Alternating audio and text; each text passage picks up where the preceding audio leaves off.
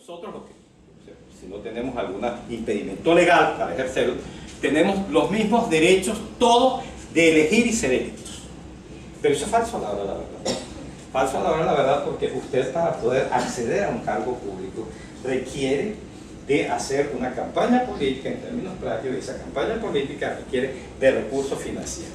Entonces, ¿qué es lo que hacemos nosotros fundamentalmente? ¿Cómo se hace en cualquier empresa?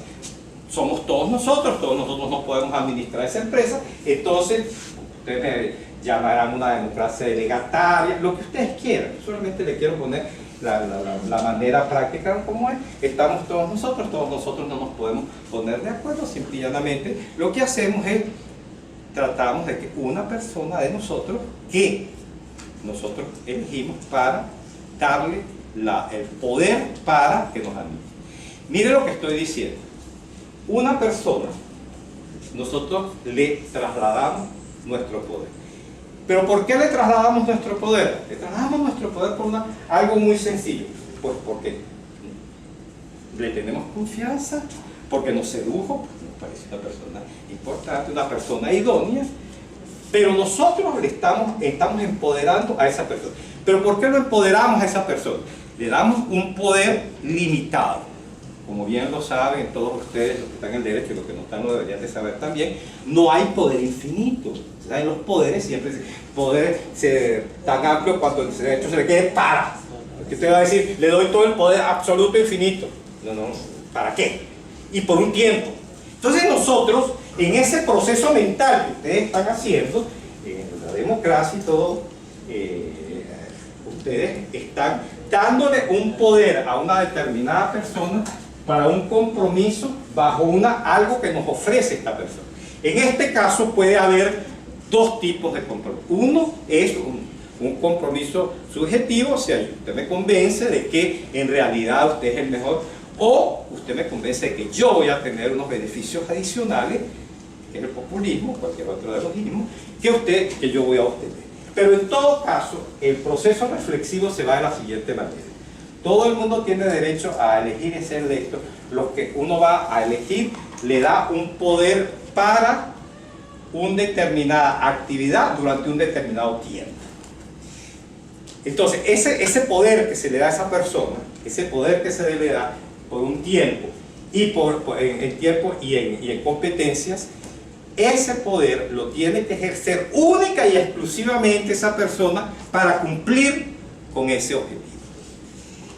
Si eso es cierto, y no creo que no sea cierto, porque todo el mundo esperemos que eso es cierto, entonces simple y sencillamente usted tiene que al final decir, yo utilicé este poder para cumplir estas metas, y se cumplieron estas metas bajo este programa que yo ofrecí.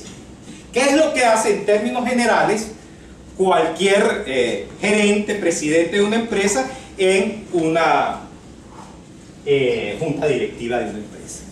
En política debería ser lo mismo, porque al final es el mismo proceso mental. Lo único es que nosotros nos hemos acostumbrado a montar esta última parte. ¿Cuál es esa última parte? Rendir cuentas. Decir, señores, usted me dio este poder, yo ese poder lo utilicé y mire los resultados alcancé. Si usted los alcanzó los resultados para lo cual estaba otorgado ese poder, muy bien, usted lo ha hecho, usted merece una reelección, usted merece un premio, vamos a llamarlo así. Si no, usted necesita una sesión.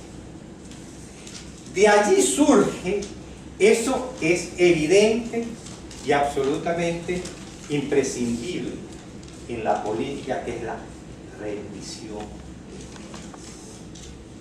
Rendición de cuentas, que es la primera parte. Yo insisto mucho en que no existe hasta el momento una voluntad política real de acabar con estos temas. ¿Por qué? Por una razón muy sencilla, señores. Si ustedes observan el panorama político en el mundo, pero vamos a referirnos aquí a América Latina porque es lo que dice nuestra conferencia de hoy, la corrupción los elementos tipificados de corrupción se utilizan como herramienta política. No hay una separación clara entre lo que puede ser hecho ilícito y corrupción. Usted entiende lo que se llama la razón de Estado como algo superior que está por encima. Ustedes estudian derechos mucho, una norma de jus cogens, más o menos mutatis mutandis, esa es la realidad. O sea, usted para la mayoría de políticos es una norma de jus cogens, la razón de Estado. La razón de Estado es la gobernabilidad. Y en el término de gobernabilidad, yo puedo y debo tener la capacidad para poder alcanzar cualquiera de estas acciones y cualquiera de estas estrategias por esa vía.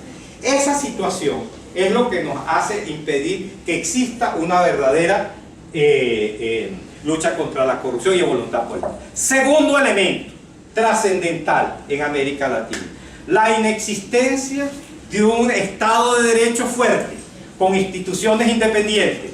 Ese es realmente otro de los elementos trascendentales que impiden o que en cierta manera deterioran o hacen que las políticas en el tema anticorrupción no sean de una gran efectividad.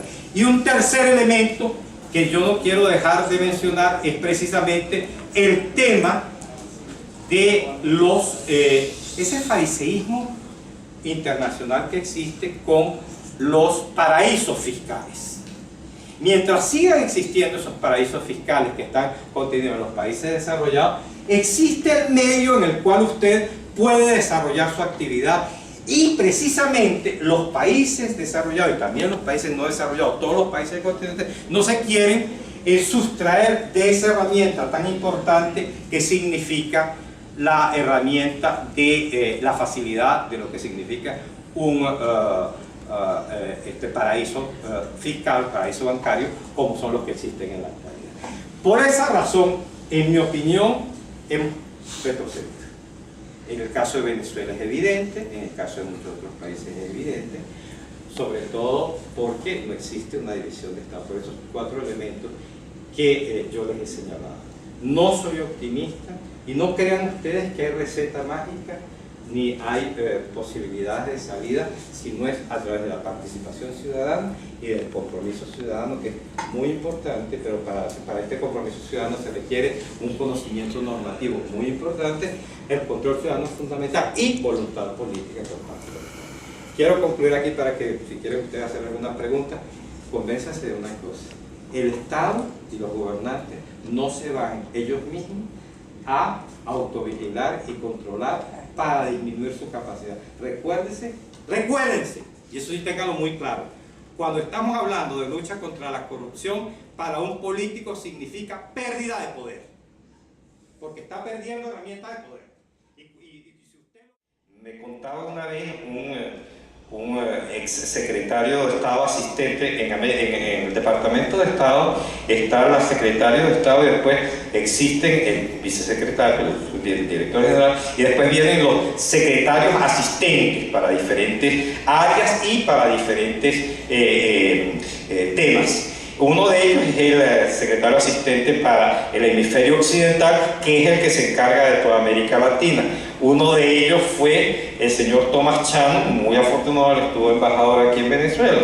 Entonces, en el Departamento de Estado, la señora, la ex secretario de Estado, reunía todas las mañanas, entre 7 y 8 de la mañana, hacía una reunión con todos sus directores. ¿En qué consistía esa reunión? Era una reunión de trabajo. La señora Clinton preguntaba a cada uno de los subsecretarios de Estado qué estaba pasando. Evidentemente empezaba a hablar el de Oriente Medio: 50 muertos, 300 heridos, 400 nos están atacando las embajadas, África, los países.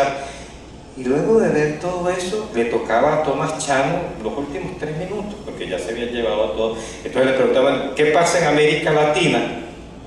Nada, o sea, excepto cuando pasaban cosas muy excepcionales. Entonces eso le da a ustedes la dimensión de lo que, del espacio que significa significaba para los Estados Unidos América Latina. Era un vecino, pero unos vecinos relativamente tranquilos, particularmente luego de que se produjo en América Latina ese amplio proceso de democratización. Porque todavía en la época de Somoza, todavía esos años, todavía fue una relación un poco difícil. ¿Esto llevó a qué? Esto llevó a una situación muy particular, sobre todo a principios de este siglo, que coincidieron dos elementos trascendentales, que es lo que ahora estamos estudiando. Por una parte, Estados Unidos empezó a ver que América Latina estaba funcionando bastante bien, la democracia estaba funcionando bastante bien, y por el otro lado, reclamaba su atención a algunas otras regiones del mundo. Por otra parte, hubo un cierto descuido por parte de algunos gobernantes americanos, pero por encima de todo, la iniciativa de crear esa famosa zona de comercio fue literalmente bombardeada por América Latina. Quedó solamente el ALCA entre los tres países del norte, y después en la famosa cumbre de Mar del Plata con el presidente Bush y el presidente Kirchner y todo aquel desaire, murió y sepultaron esa iniciativa que se inició con el presidente Clinton y la primera cumbre de las Américas, cuyo objetivo era precisamente desarrollar este proyecto. ¿Qué llevó? ¿A qué nos llevó? Definitivamente, a partir de ese momento, sobre todo con el gobierno del presidente Bush, que hubo una clara malinterpretación de las relaciones con América Latina, las relaciones quedaron en una posición bastante estática. América Latina estaba atravesando por un momento político más o menos estable. Las relaciones con Cuba seguían igual, seguían rotas, el embargo seguía igual, pero por otro lado, algo que sucedió de manera concomitante fue que China empezó a crecer a partir de las reformas que hizo el primer ministro Deng Xiaoping, y de repente veíamos a China que empezó a cooptar, sin que los otros tuviesen ninguna oposición, que en realidad lo consideraban como un dominio reservado, como una zona que siempre habían tenido una zona especial, y en ese sentido empieza a decaer cada vez más hacia más o menos hacia principios, hacia los años, hacia 2005, 2006, 2007, se produce todo este movimiento.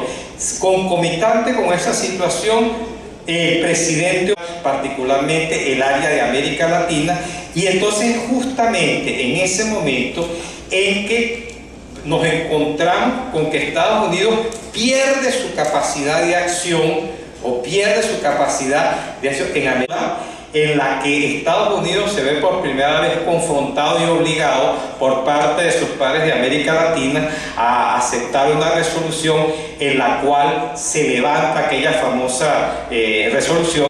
Mucho se ha hablado, señores, de que el acercamiento cubano-americano es la gran revelación para las relaciones hemisféricas de América Latina. Estados Unidos nos está haciendo nuevamente caso, es una gran felicidad. Yo quiero que tengan como elemento de referencia 4 indicadores. 1. Estados Unidos sigue siendo una de las grandes potencias del mundo, y pasará mucho tiempo siendo una de las grandes potencias, y seguirá siendo América Latina su área de influencia. Eso no lo podemos negar por la cercanía geográfica que tenemos. Segundo, la administración Obama no ha renunciado, o no puede renunciar a asumir que fue el presidente Obama quien perdió América Latina. Y 3, algo muy importante, y es que hay un juego. Nosotros en este momento somos el escenario de no una confrontación, sino una realidad comercial.